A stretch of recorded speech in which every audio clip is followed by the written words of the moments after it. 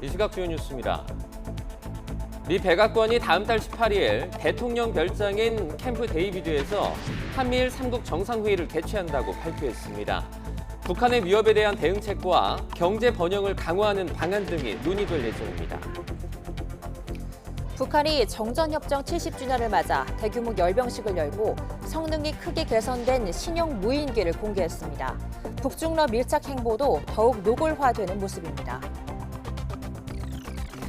오송 지하차도 참사와 관련해 행정중심 복합도시 건설청장 등 5개 기관의 최고위급 책임자 모두에 대해서 경질 등 강력한 인사조치를 건의하는 방안이 검토되고 있습니다. 어제 저녁 중부고속도로 10일 추돌 사고로 1명이 숨지고 10여 명이 다쳐 일대 교통이 2시간 넘게 극심한 정체를 빚었습니다. 잠실 롯데백화점에선 1층 의류 매장에서 불이 나 이용객 1000여 명이 긴급 대피했습니다. 민주당 이재명 대표와 이낙연 전 대표가 비공개로 만찬 회동을 갖고 총선 승리의 뜻을 모았습니다. 하지만 방법을 놓고는 각각 당의 단합과 대담한 혁신을 강조해 큰 시각차를 드러냈습니다. 시청자 여러분 안녕하십니까? 토요일 굿모닝 YTN 2부 이어갑니다. 조 바이든 미국 대통령과 윤석열 대통령, 기시다 후미오 일본 총리가 다음 달 18일 워싱턴 DC 인근 대통령 별장인 캠프 데이비드에서 정상회의를 개최합니다. 카린 장피에르 백악관 대변인은 성명을 통해 이번 정상회의에서 정상들은 미일 간, 한미 간 굳건한 동맹과 강력한 우정을 재확인하면서 삼국 관계의 새로운 장을 축하하게 될 것이라며 이같이 발표했습니다. 의제와 관련해 삼국 정상은 북한이 이야기하는 위협에 대한 대응과 아세안 및 태평양 도서국과의 관계 강화 등을 비롯해 인도태평양 지역 안팎으로 삼국 간의 협력을 확대하는 방안에 대해서 논의할 것이라고 백악관은 설명했습니다. 북한이 김정은 국무위원장이 참석한 가운데 전승절 70주년 기념 열병식을 열었습니다. 신형 무인기와 대륙간 탄도미사일 ICBM을 공개했는데요. 열병식 내내 러시아, 중국 대표단과 함께하는 모습을 노출하며 북중러 밀착 구도를 부각했습니다. 임성재 기자가 보도합니다. 북한이 전승절이라고 주장하는 정전협정 체결일 70주년을 맞아 야간 열병식을 개최했습니다. 검은 정장을 갖춰 입은 김정은 국무위원장의 수신호로 시작된 열병식. 최고사령관 동지, 열병식은 준비되었습니다. 가장 눈에 띄는 건 신형 무인기 샛별 4형과 샛별 9형입니다. 미국 고고도 무인정찰기 RQ-4 글로벌 호크와 무인공격기 MQ-9 리퍼와 유사한 형상으로 이름도 일부러 맞춘 것으로 관측됩니다. 열병식 시작 전엔 평양 일대를 시위 비행하며 그 성능을 과시했습니다. 열병식 대열에선 지난 3월 개발 사실이 처음 확인된 핵 무인 수중 공격정 헤일과 함께 현존하는 ICBM 가운데 가장 큰 화성 17형과 고체 연료 기반 화성 18형도 모습을 드러냈습니다. 특정한 무기 체계의 능력을 강조하거나 북한의 타격 역량을 강조하기보다는 그리고 60년 동안 계속 미국을 향해서 투쟁을 해왔고 거기서 승리를 했다라고 하는 메시지를 전달하는 데 중점을 뒀다고 볼 수 있습니다. 김 위원장은 직접 연설에 나서진 않았지만 강순남 국방상을 앞세워 핵전쟁을 언급하는 등 한미에 대한 적개심은 여과 없이 드러냈습니다. 이제는 조선반도에서 핵전쟁이 일어나느냐 마느냐 하는 것이 아니라 누가 언제 어떻게 핵전쟁을 일으키는가 하는 것이 문제로 되었습니다. 또 열병식 내내 러시아 세르게이 쇼이구 국방장관과 미홍중 중국 전국인민대표대회 상무위원회 부위원장과 함께하는 모습을 노출했습니다. 열병식 중간엔 감격에 찬 듯 눈물을 흘리는 모습을 보인 가운데 부인 리설주와 딸 김주혜의 모습은 나타나지 않았습니다. 정부는 북한이 이번 열병식을 통해 한미일 안보협력 강화에 맞서 중국 러시아와 연대를 부각하는 데 집중했다고 평가했습니다. YTN 임성재입니다. 김정은 북한 국무위원장이 전승절 70주년 행사에서 러시아 대표단을 극진히 대접한 반면 중국 대표와는 따로 만나지 않았습니다. 겉으론 북중러 반미 연대를 과시했지만 속으로는 미묘한 균열을 드러냈다는 평가가 나왔습니다. 베이징 강정규 특파원이 보도합니다. 북한이 미국과 싸워 이겼다고 주장하는 전승절 70주년 기념대회. 김정은 국무위원장이 러시아 대표단을 이끌고 온 세르게이 쇼이구 국방장관과 나란히 입장합니다. 중국 대표인 리홍중은 장관보다 격이 높은 부주석급인데도 멀찌감치 떨어져 뒤따라옵니다. 쇼이구 장관에게 무기 전시장을 직접 안내한 김정은, 1대1 대면에 이어 환영 오찬까지 각별히 대접했습니다. 김정은 동지께서는 쇼이구 국방상과 반갑게 상봉하시고 따뜻한 인사를 나누시었습니다. 그러나 리홍중과는 별다른 공식 접견이 없었습니다. 시진핑 주석의 친서 역시 아무런 의전 없이 복도에서 마주쳐 인사를 나눌 때 전달받았습니다. 리홍중他和金正恩见面吗？我们会及时的发布消息，请你保持关注。 러시아는 전승절이란 행사 성격에 맞게 국방장관을 필두로 군사 대표단을 파견했습니다. 국제사회 제재를 받는 북한과 무기 거래설 등에 대해서도 전혀 거리낌 없는 행보를 보였습니다. 반면 중국은 당정 대표단이란 이름의 사절단을 보내 북한과 군사 공조에 선을 그었습니다. 2018년 구구절 열병식 때 권력 서열 3위 리잔수를 보냈던 것과 비교하면 이번엔 급도 낮아졌습니다. 북한의 절실한 석탄이나 석유 반입에 대해서도 러시아와 달리 유엔 안전보장이사회 상임이사국으로서 책임을 외면할 수 없다는 입장입니다. 러시아가 이 한반도 문제에서 한반도 상황에 직접적으로 개입하는 것에 대해서는 중국은 결코 잘감하지 않아. 차별적 의전을 통해 불만을 표시한 북한, 중국, 러시아와 함께 반미연대를 과시하면서도 미묘한 균열을 드러냈습니다. 베이징에서 YTN 강정규입니다.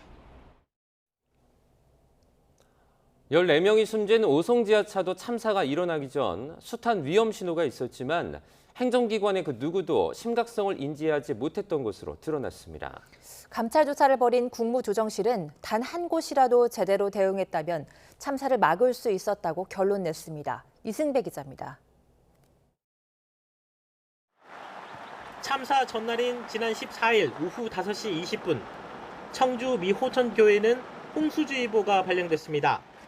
충청북도엔 최고 대응 단계인 비상 3단계가 내려져 있었고 관련 기관들은 24시간 비상대기 상태였습니다. 이튿날 새벽 4시 10분, 주의보가 경보로 한 단계 올라갔습니다. 미호강 수위는 점점 높아졌습니다.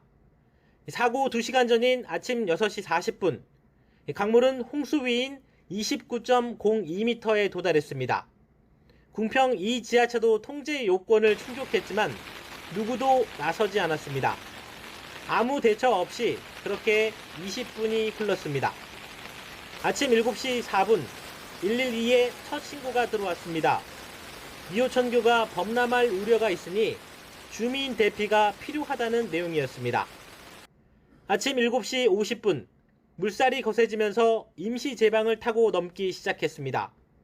119에도 범람 신고가 접수됐습니다. 이어 112에 궁평 지하차도 통제가 필요하다는 신고가 또 들어왔지만 현장 출동은 없었습니다.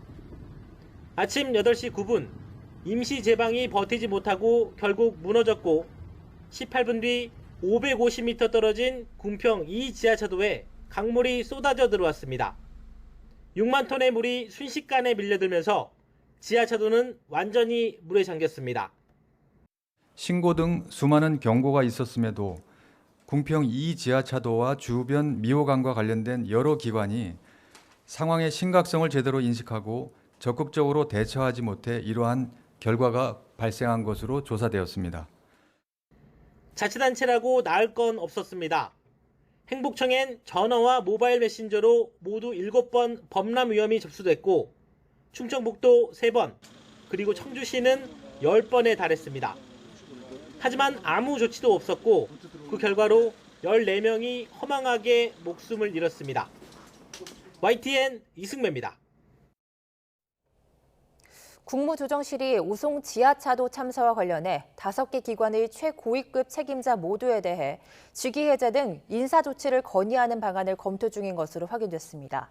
국도실 관계자는 YTN과의 통화에서 행정중심 복합도시 건설청장과 충청북도 행정부지사, 청주 흥덕경찰서장, 청주시 부시장, 당시 충북소방본부장 직무대리 등 5명에 대한 문책을 해당 기관에 요청하는 방안을 검토하고 있다고 말했습니다. 이들은 선출직을 제외한 사고 당시 각 기관의 최고 책임자들입니다. 국토실은 행복청장 등 대통령이 인사권자인 경우엔 윤석열 대통령에게 건의하고 나머지 기관은 소관 지방자치단체장 등에게 인사조치를 요청할 것으로 보입니다. 오송 지하차도 참사 희생자 유가족들이 참사 발생 이후 처음으로 김영환 충북도지사와 공식적인 면담을 진행했습니다. 유가족들은 충청북도와 참사 관계기관에서 요청한 6가지 요구사항을 이행해달라고 강조했습니다. 이성우 기자입니다. 오송 지하차도 참사 유가족들과 김영환 충북도지사가 참사 13일 만에 공식적인 첫 만남을 가졌습니다. 유가족 협의회가 구성된 지 이틀 만입니다. 김 지사는 그동안 언론 등을 통해 이번 참사와 관련해 사과의 뜻을 나타냈지만 유족들 앞에서 직접 도지사의 책무를 다하지 못했다며 다시 한번 사과했습니다. 또 책임자 처벌 등 진상규명에 최선을 다하겠다며 수사기관의 조사에 성실히 임하겠다고 덧붙였습니다. 도지사로서 죄송한 마음을 금할 길이 없습니다. 절대로 희생자들과 가족들의 아픔을 잊지 않겠습니다. 김 지사는 면담에 앞서 희생자 유가족에게 친필 친서를 전달했는데 친서에는 진심으로 위로의 말씀을 올린다. 충북 도민의 생명과 재산을 지켜야 할 도지사로서 죄송한 마음 금할 길이 없다는 내용이 담겼습니다. 면담에서 유가족들은 합동분향소 운영기간 연장, 성역 없는 진상규명과 책임자 처벌 등 6가지 안을 다시 한번 요구했습니다. 또 충청북도가 진정성 있게 책임을 다해달라고 덧붙였습니다. 다 저희 곁으로 돌아오지 못합니다.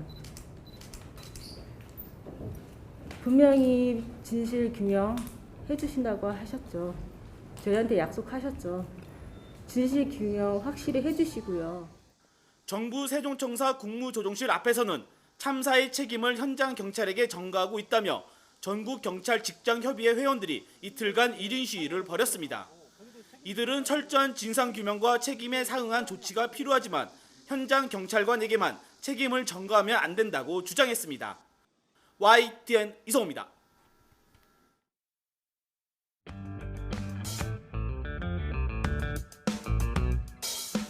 제 이력은 사실은 딱 2줄입니다. 하나는 동아일보 기자, 2번째는 이명박 대통령 참모입니다. 확포기조차 열지 않고 은폐했습니다. 이명박 정권이 끝나고 4년 후 2015년에야 서울시의회 조사특위를 통해 밝혀졌습니다.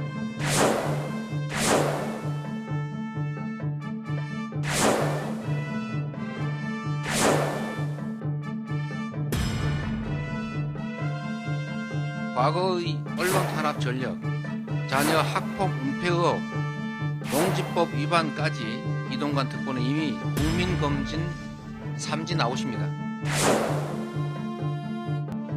야당과 비판 언론의 질책이나 또 비판에 겸하게 귀를 기울이겠습니다. 질의응답은 안 하세요?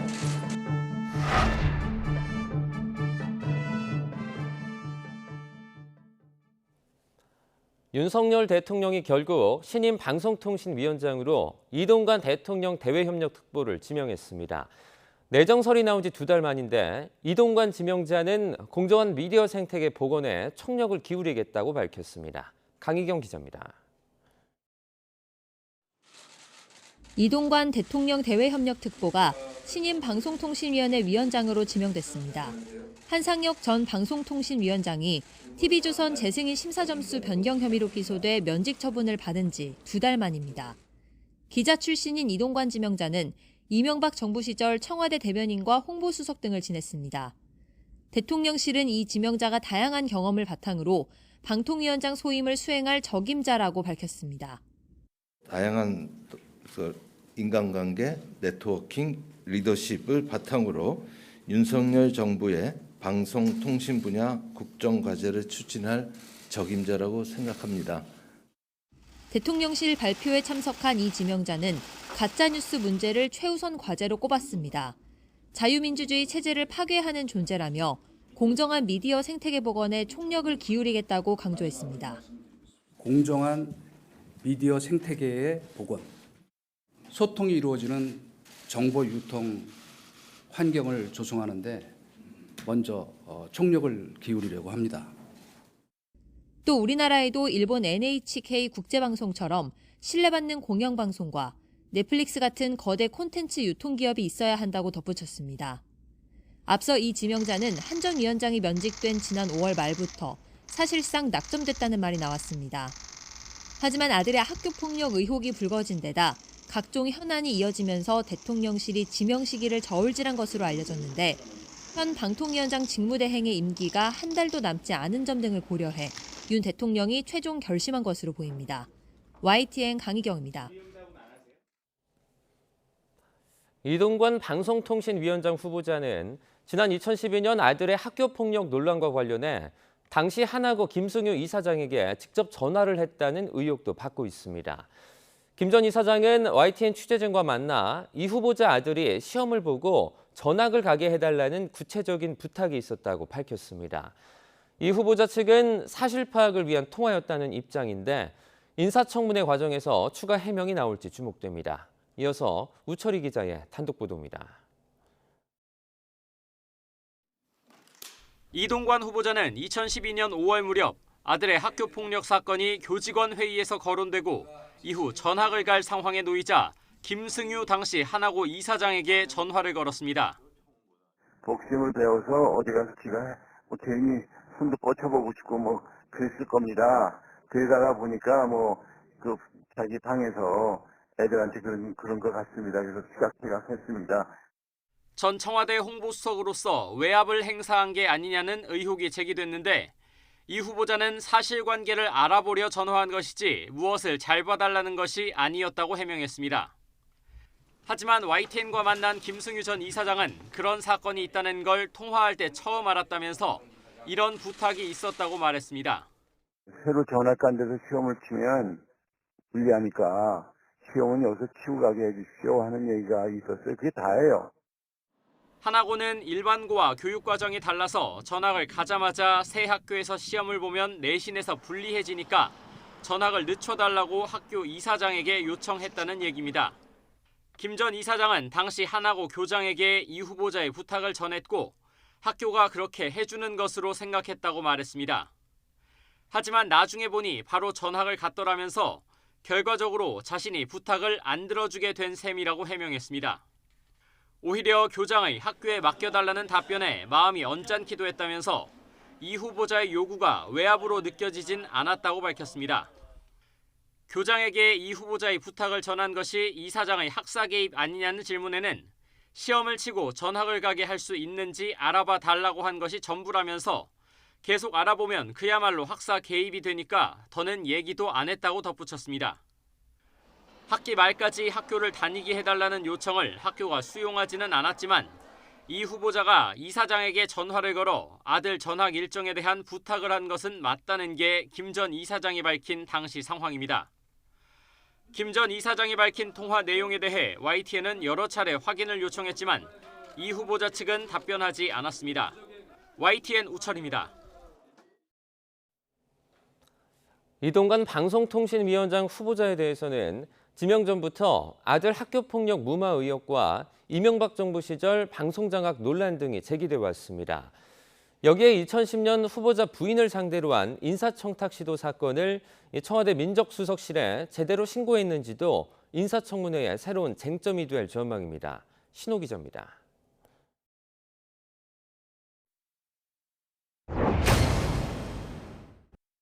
(2011년) 하나고 재학 시절 아들이 친구 4명에게 폭력을 행사했고 이듬해 이를 무마하려고 시도했다는 의혹은 이동관 후보자 인사청문회의 최대 쟁점입니다. 일주일에 2, 3회꼴로 때리거나 책상에 머리를 300번 부딪히게 했다. 싸워 이긴 사람만 살려준다면서 때렸다는 등의 피해 내용을 학생 2명이 진술서에 썼습니다. 교사들이 문제를 제기했지만 학교폭력대책위원회조차 열리지 않은 채 이 후보자들은 전학을 갖고 명문대에 진학했습니다. 이 후보자는 입장문에서 1학년 때 이미 사과와 화해가 이루어졌는데도 전학이라는 불이익 처분을 수용했다면서 자신이 하나고 김승유 이사장에게 전화를 한 것도 잘 봐달라는 것이 아니었다고 해명했습니다. 이명박 정부 때 청와대 대변인과 홍보수석을 거치면서 방송 장악을 총지휘했다는 비판도 있습니다. YTN 등 대규모 언론인 해직과 징계 사태, KBS 사장 해임, MBC PD 수첩 제작진 구속 수사 등이 이명박 정부의 대표적 언론 탄압 사례입니다. 청와대 홍보수석이던 시기에 국가정보원의 언론사 내부 사찰 문건을 보고받았다는 의혹도 제기됐는데 이 후보자는 그런 문건을 요청하거나 본 적 없다는 입장입니다. 이 후보자 부인을 상대로 한 인사청탁 시도 사건도 새로운 쟁점입니다. 이 후보자는 2010년 1월 부인이 지인으로부터 받은 쇼핑백에 2천만 원이 들어있는 것을 다음 날 확인하고서 즉시 돌려줬고 민정수석실에 신고도 했다고 밝혔습니다. 하지만 이 청탁 당사자가 바로 2달 뒤 주최한 종교 행사에는 청와대 수석과 장관이 참석해서 축사까지 했습니다. 이 행사를 준비하느라 애쓰신 전국 신도회장님과 관계자 여러분께 진심으로 감사의 말씀을 드리겠습니다. 지명 전부터 관련 보도가 쏟아진 가운데 후보자의 정책과 도덕성 검증을 위한 어느 때보다 치열한 인사청문회가 예상됩니다. YTN 신호입니다. 지난 대선 때 당내 경선 최대 경쟁자였던 더불어민주당 이재명 대표와 이낙연 전 대표가 만찬 회동을 했습니다. 이 대표와 이 전 대표는 어제 서울 종로의 한 식당에서 김영진, 윤영찬 의원이 배석한 가운데 비공개로 2시간가량 만났습니다. 두 사람은 윤석열 정부의 폭주와 대한민국의 불행을 막기 위해 민주당이 총선에서 승리해야 한다며 윤 대통령은 국민의 삶이나 국가 미래에 대해서 전혀 관심이 없다고 한 목소리로 비판한 것으로 전해졌습니다. 또 이 대표는 총선 승리를 위해서 당의 단합이 가장 중요하다고 강조했고 이 전 대표는 민주당이 대담한 혁신을 통해 단합해야 하고 국민의 신뢰를 다시 얻어야 한다고 말했습니다. 스스로 생을 마감한 서울 서희초 교사가 학교 업무에 어려움을 토로하며 여러 차례 상담을 요청했던 것으로 확인됐습니다. 하지만 여러 조언을 구해도 학부모가 외면하면 방법이 없었는데요. 실질적인 대안 없이 방치되는 교단의 이런 문제는 대부분 마찬가지였습니다. 김연아 기자가 보도합니다. 숨진 서희초 교사는 학급 지도와 관련해 올해가 지난해보다 10배는 힘들다고 말한 것으로 전해졌습니다. 실제 학교에도 도움을 구했는데 특히 올해는 1학기에만 8번이나 상담을 요청했습니다. 하지만 비협조적인 학부모와 악성 민원 앞에 교사와 학교는 무력했습니다.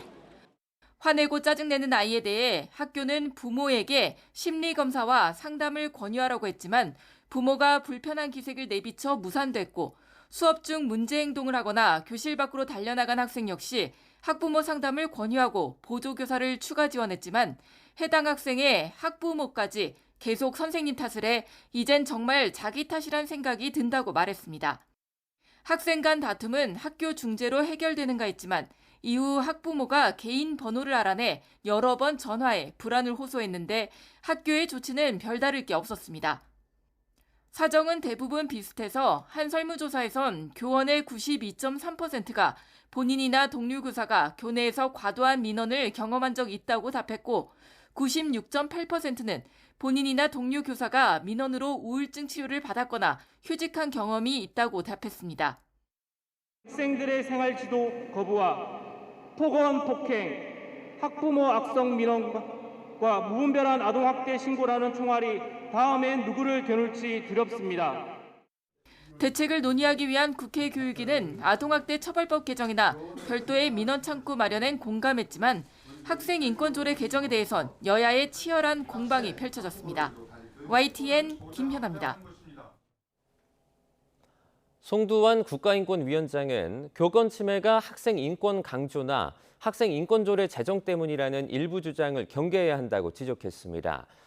송 위원장은 어제 성명을 내고 학생 인권과 교사 교권은 결코 모순이나 대립되는 것이 아니라며 이같이 밝혔습니다.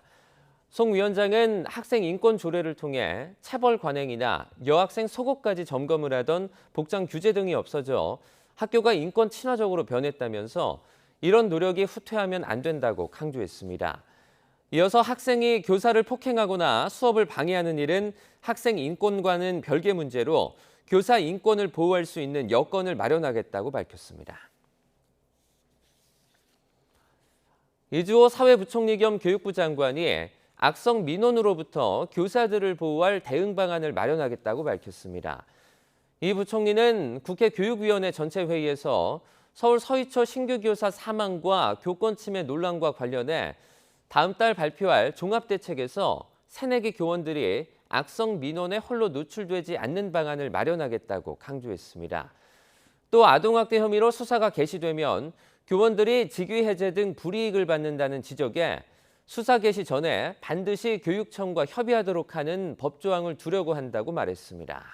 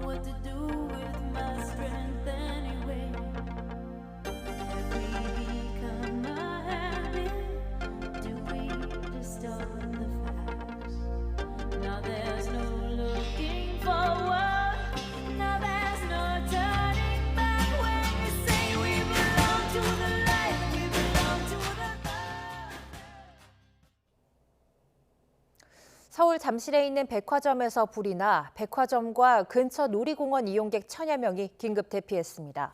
경기 성남시에서는 8중 추돌 사고로 2명이 다치는 등 밤사이 사고가 잇따랐습니다. 김혜린 기자가 보도합니다. 코와 입을 막은 시민들이 뿌연 연기가 찬 복도를 다급히 뛰쳐나옵니다. 부모는 어린 자녀를 품에 안고 발길을 재촉합니다. 서울 잠실동에 있는 롯데백화점 1층 매장에서 불이 난 건 어제 저녁 8시쯤.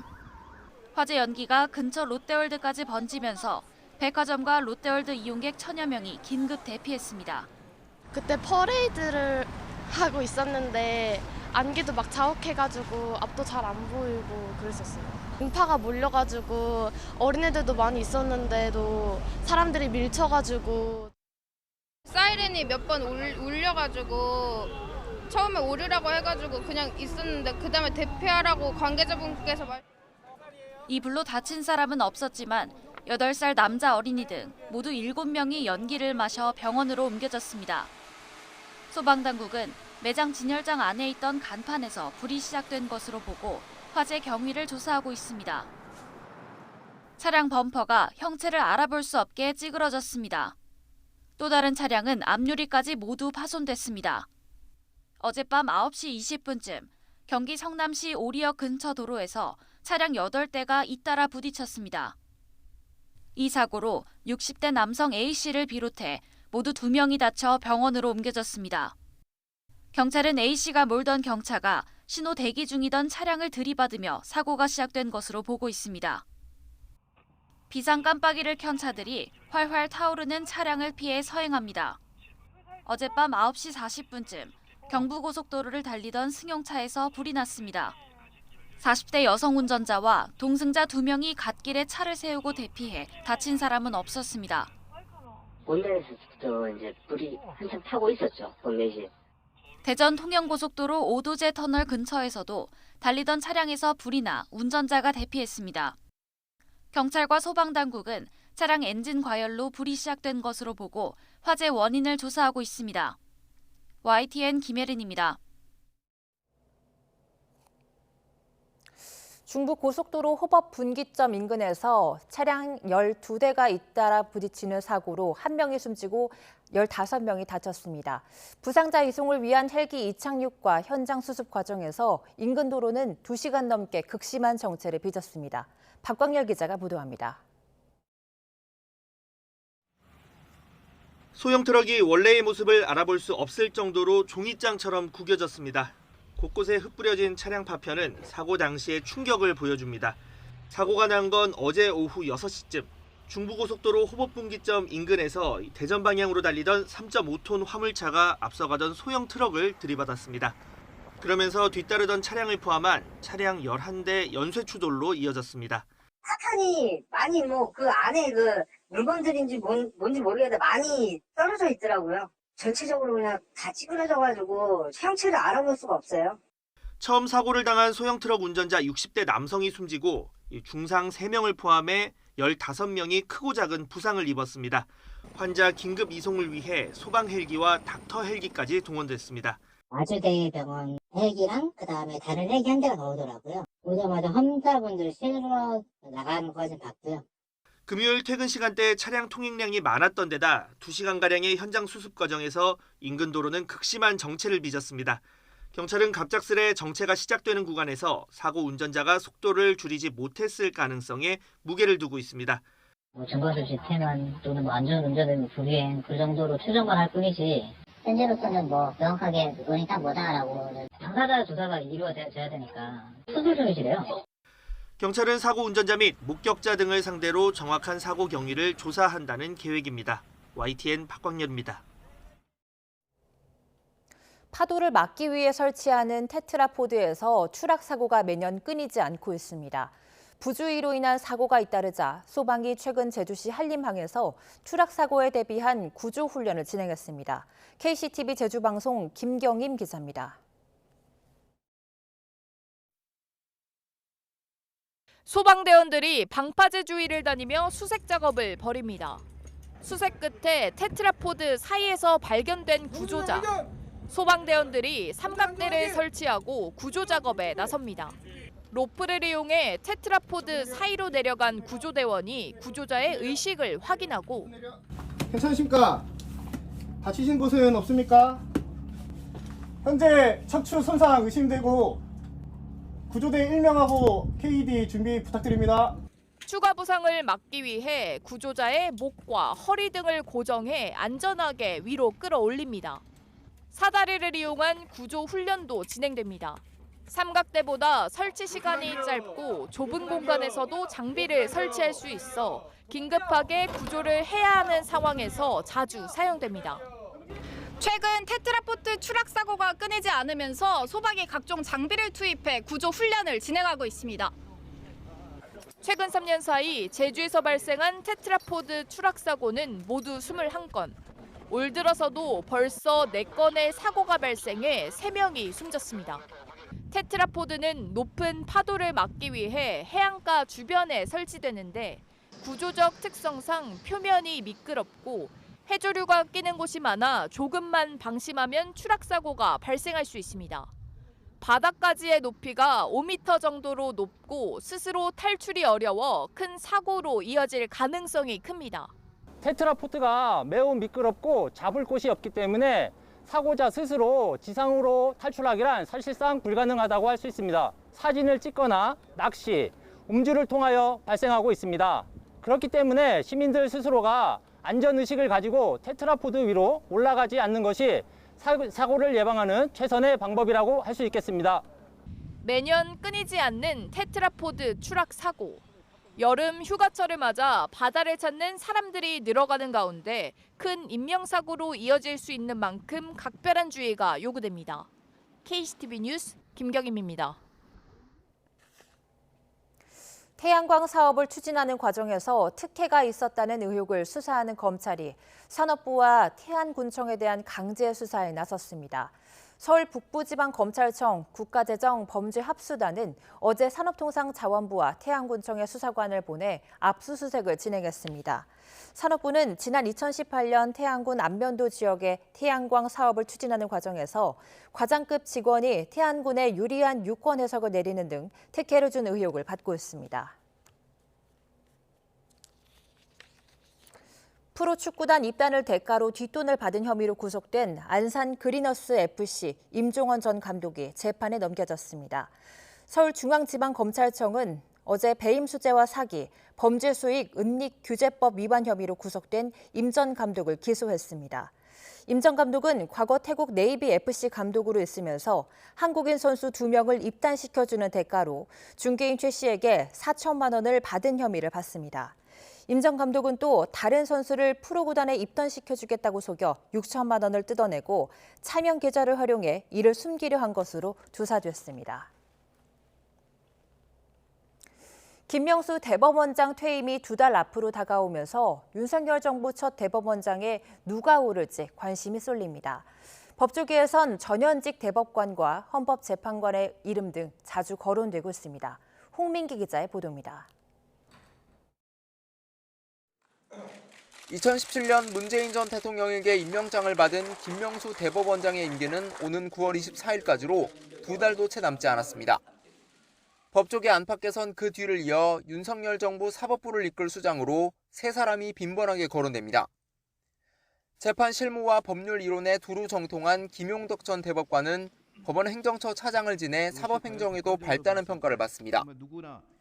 다만 현재 만 65세로 2027년엔 대법원장 6년 임기를 채우지 못하고 정년 퇴임해야 합니다.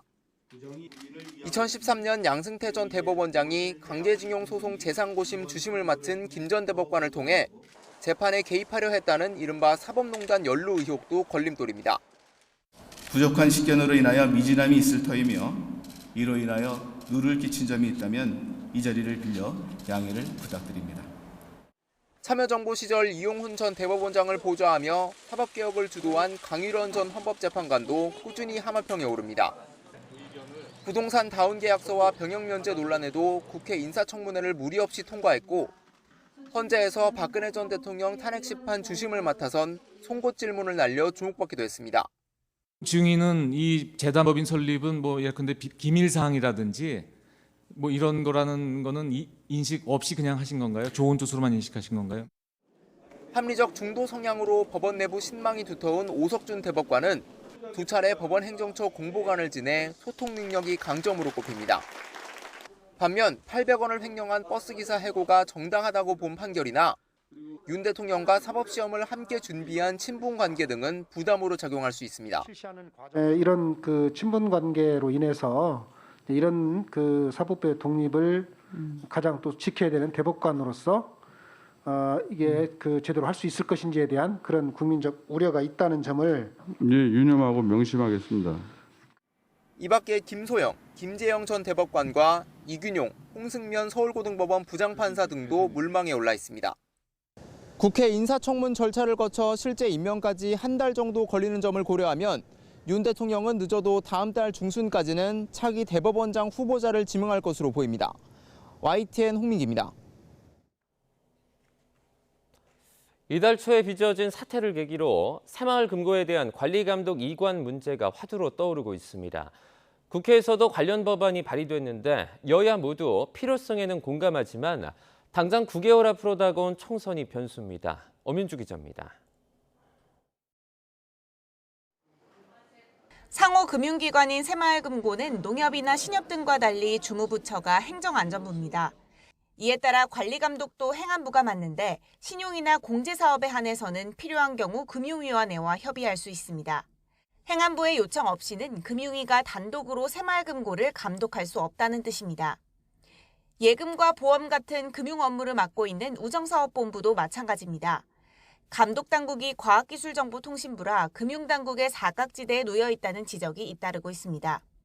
이런 상황에서 이번 새마을금고 사태는 또 한 번 감독이관 논의에 불을 지폈습니다.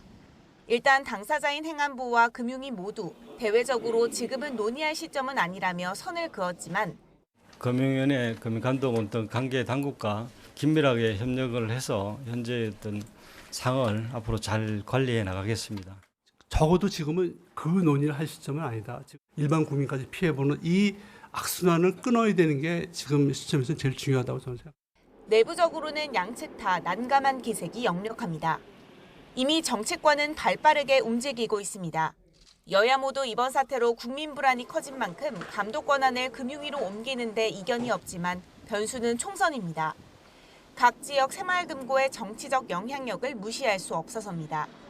특히 대부분 지역 유지로 막강한 표심을 가지고 있는 이사장들의 경우 관리 감독이 금융위로 옮겨져 좀 더 엄격한 감독 잣대를 들이미는 데 대한 반발이 있습니다. 이제 사각지대에 있었음에도 불구하고 그 전권이 행안부에서 이제 금융위로 넘어가는 걸 좀 꺼려왔는데 아마 이제 선거라든가 아니면 이제 부처 간 이권 다툼이라든가 이건 좀 배제돼야 한다고 생각을 합니다. 이 때문에 하반기부터 국회가 사실상 총선 준비 체제로 접어드는 것을 고려하면 제대로 된 논의 없이 이번에도 흐지부지 넘어갈 공산이 크다는 전망이 제기되고 있습니다. YTN 엄윤주입니다. 인천국제공항공사가 국내 공항 최초로 안면인식 정보를 활용해 출국 절차를 간소화할 수 있는 스마트 패스를 도입했습니다. 스마트 패스를 이용하면 출국 전 보안검색요원에게 탑승권과 여권을 제시하는 번거로움을 덜고 신분 확인 시간도 단축될 수 있다고 인천공항 측은 설명했습니다. 서비스를 이용하기 위해선 출국 30분 전까지 모바일 앱 또는 공항 셀프 체크인 키오스크에서 여권과 얼굴 정보를 등록하면 되고 한 번 등록한 정보는 5년 동안 사용할 수 있습니다. 인천공항은 스마트 패스를 이용하더라도 반드시 여권과 탑승권을 소지해야 한다며 내년 4월까지 서비스를 전면 확대할 계획이라고 밝혔습니다. 네, 이어서 지난해 북한의 1인당 국민 총소득 GNI가 0.5% 증가해 남한의 30분의 1 수준인 것으로 나타났습니다. 북한의 실질 국내 총생산 GDP는 31조 3,618억 원으로 전년 대비 0.2% 감소해 3년째 마이너스 성장을 이어갔습니다. 한국은행은 북한의 내부 방역 통제가 다소 완화되고 대외 고역이 중간재를 중심으로 증가했지만 경제 제재와 국경 통제가 지속되고 기상 여건이 악화해 경제 성장률이 3년 연속 감소했다고 설명했습니다. 남북한 반출입 규모는 개성공단 폐쇄 조치 이후 급감해 2020년 390만 달러, 2021년 110만 달러에 이어서 지난해 10만 달러에 그친 것으로 나타났습니다.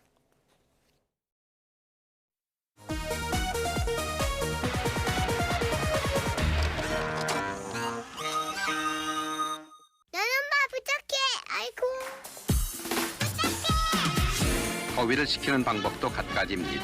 도시에서는 수영장을 찾는 사람이 많아서 항상 붐빕니다. 물놀이는 형편과 분수에 맞게 가족과 함께 즐기는 것이 좋겠습니다. 친구랑 나왔는데요. 괜히 나와서 쪄 죽을 것 같아요. 너무 더워서. 다 지금 벗고 다닐 정도예요? 오늘 진짜 어디 가고 물에나 빠져 있고 싶은 마음이에요. 땡볕 더위를 이기지 못한 시민들이 물속으로 뛰어듭니다. 하얀 물보라를 일으키며 더위를 잊어봅니다. 땀이 나서요. 너무 더운데요. 수영장에 오니까 너무 신나요.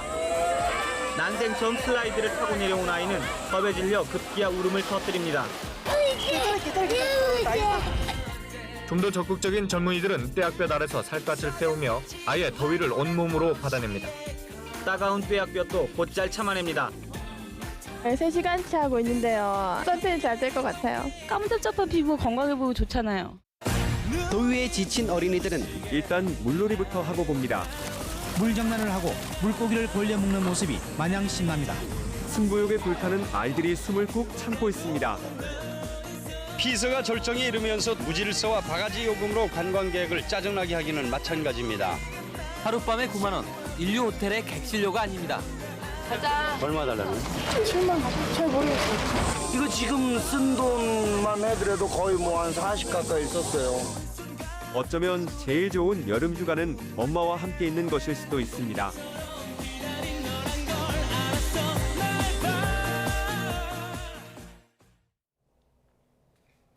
네, 장마철이 끝나고 당분간 무더위가 이어질 텐데요. 서울 도심 광화문 광장 한복판에 수영장과 워터슬라이드가 조성돼 개장 첫날부터 아이들로 붐볐습니다. 차유정 기자가 다녀왔습니다.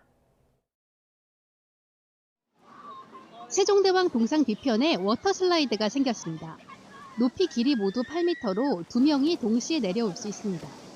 개장 첫날부터 찾아온 어린이들은 시원한 물살을 맞으며 더위를 날려버립니다. 워터슬라이드 타는 게 재밌었어요. 그 수영장이 넓어서 놀 수 있어서 좋았어요. 수영장은 아이들로 인산이네. 아이들은 물장구를 치고 공놀이도 하며 신나게 놀고 엄마들은 그 순간을 열심히 사진으로 담습니다. 30분쯤 와서 외할머니랑 엄마랑 동생이랑 저랑 왔어요. 너무 더워서 지치기 직전이었는데 수영장 들어와서 괜찮아졌어요.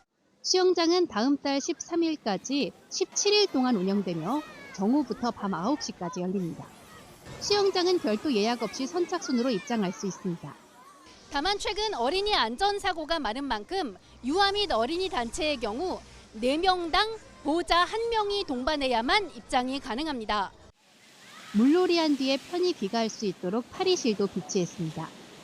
탈의실을 10개를 만들어 놨습니다. 그래서 어머니들이 너무 좋아하시고 또 저희가 건조 선풍기를 또 10대를 마련했어요. 그래서 바로 이제 건조를 할 수 있고 해서 서울관광재단은 안전사고에 대비하기 위해 30명 정도 안전요원을 상시 배치하고 수질 관리는 하루 2차례 실시할 계획입니다. YTN 차유정입니다. 무더위가 절정에 이르고 있는 요즘 시원한 공연 한 편 어떨까요? 한여름에도 서늘한 평창에서는 대관령 음악제가 열리고 있고 오싹한 스릴러 연극도 제철을 맞았습니다. 신용진 기자가 보도합니다. 자연을 주제로 하는 평창 대관령 음악제가 한창입니다. 시벨리우스 콩쿠르 우승에 빛나는 바이올리니스트 양인모, 부조니 콩쿠르 1위 피아니스트 문지영 등 국내의 정상급 예술가들이 모여 클래식의 향연을 펼칩니다. 공연이 열리는 평창 일대 자연이 특히 매력적인 축제로 첼리스트 양성원이 올해부터 새롭게 예술 감독을 맡았습니다. 모든 콘서트에는 자연과 직접적인 곡들이 메이저 곡들이 한 곡들 들어갑니다. 그래가지고 그러면서도 조금 아직도 평창에 한 번도 안 왔던 아티스트들을 조금 많이 배치했고요. 내기방 창문이 열려 있는 것 같은데요? 저절로 창문이 열리고 물건이 움직이는 집. 새로 이사온 젊은 부부와 손님 커플은 매일 유령이 나타난다는 시각인 새벽 2시 22분까지 거실을 지킵니다. 계속되는 대화가 깔아주는 복선과 느닷없는 괴성 등 내내 긴장감을 늦출 수 없는 스릴러입니다.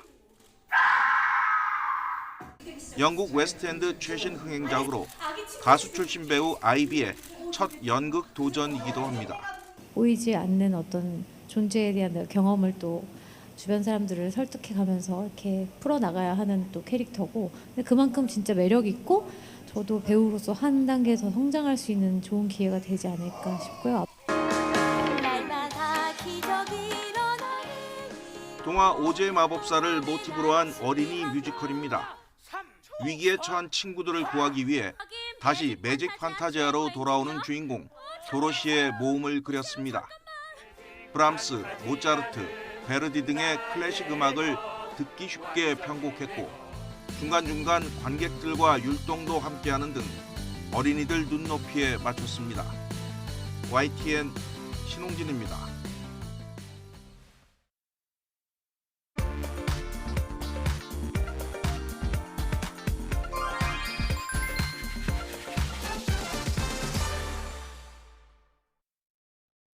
7말 8초 본격적인 여름 휴가철입니다. 그래서 오늘 무더위를 피해 휴가 떠나는 분들 많으실 텐데요. 새벽부터 정체가 일찍 시작됐습니다. 이 휴가지 방향 정체는 오전 10시와 오후 2시 사이에 특히나 길 걸로 보이니까요. 이 시간대 피해서 이동하시는 게 낫겠고요. 만약 어쩔 수 없이 이 시간대에 이동하신다면 요금소 기준 소요 시간을 알아두시는 게 좋겠습니다. 요금소를 기준으로 서울에서 부산까지는 7시간 10분 정도 넉넉히 잡아주셔야겠고요. 또 요즘 동해로 떠나는 분들이 많죠. 그래서 서울에서 강릉까지는 6시간 10분, 또 양양까지는 4시간 50분으로 평소 원활할 때보다 두 노선 모두 3시간 정도는 더 잡아주셔야겠습니다. 오늘 벌써부터 나들이 떠나는 차들이 아주 많습니다. 지금도 시간적인 여유를 넉넉히 두셔야겠는데요. 특히 동해로 떠나기가 어려워서 영동고속도로의 경우 강릉 방향 정체가 이 반월터널부터 동군포까지 길게 이어지고요. 다시 한번 용인 주변에서도 정체인데요. 마성터널부터 양지터널까지 11km 구간 속도 떨어집니다.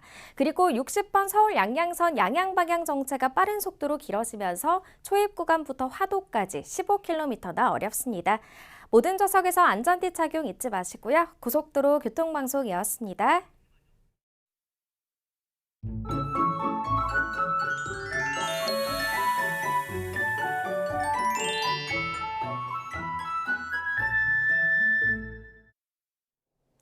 밤사이에도 더위로 잠 못 이룬 분들 많으시죠? 어제도 전국 대부분 지역에 열대야가 나타났습니다. 제주의 최저기온은 28도, 서울도 26.1도로 열대야 기준인 25도를 웃돌았는데요. 열대야는 한낮에 폭염으로 이어지겠습니다. 전국 대부분 지역에 폭염 경보로 특보가 강화된 가운데 오늘 서울의 한낮 기온은 34도, 대구는 35도로 어제와 비슷하거나 조금 더 높겠습니다. 기온이 크게 치솟으면서 대기가 불안정한 내륙 곳곳에는 오후 한때 갑작스런 소나기가 쏟아지기도 하겠습니다. 소나기의 양은 5에서 40mm로 지역별 편차가 크겠고 일부 지역은 시간당 30mm의 강한 소나기가 쏟아지기도 하겠습니다. 물놀이 계획하시는 분들은 계곡이나 하천 안전사고에 주의하셔야겠습니다. 오늘 한낮 기온은 서울과 춘천 34도, 안동과 대구 35도, 광주와 전주 35도까지 오르겠습니다. 모레까지 폭염 속에 잦은 소나기가 내리겠고요. 다음 주 내내 낮에는 폭염이 그리고 밤 사이에는 열대야가 기승을 부리겠습니다. 날씨 정보였습니다. 굿모닝 YTN 2부 마칩니다. 잠시 후 3부가 이어집니다. 고맙습니다.